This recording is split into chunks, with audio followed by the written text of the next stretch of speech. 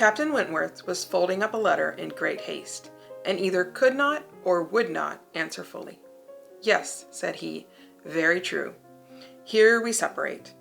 But Harville and I shall soon be after you. That is, Harville, if you are ready.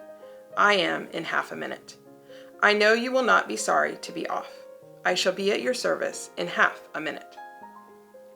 Mrs. Croft left them, and Captain Wentworth, having sealed his letter with great rapidity, was indeed ready, and had even a hurried, agitated air, which showed impatience to be gone. Anne knew not how to understand it.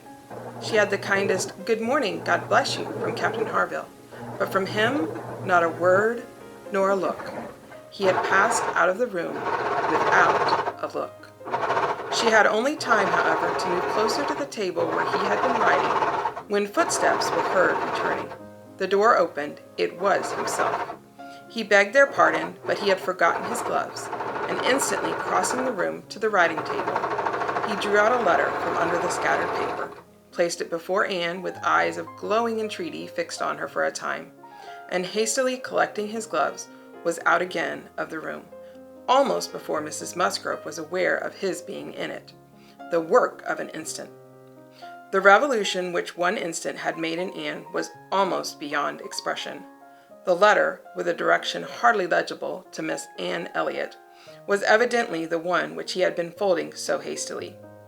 While supposed to be writing only to Captain Benwick, he had also been addressing her.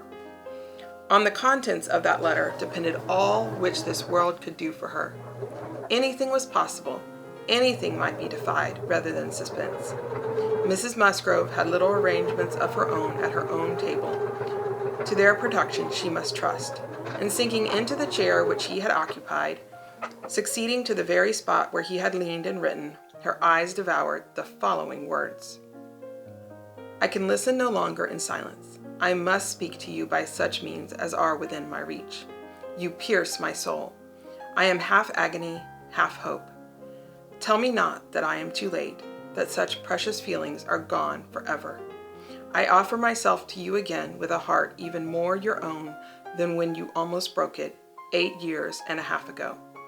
Dare not say that man forgets sooner than woman, that his love has an earlier death. I have loved none but you. Unjust I may have been, weak and resentful I have been, but never inconstant. You alone have brought me to Bath. For you alone I think and plan. Have you not seen this? Can you fail to have understood my wishes?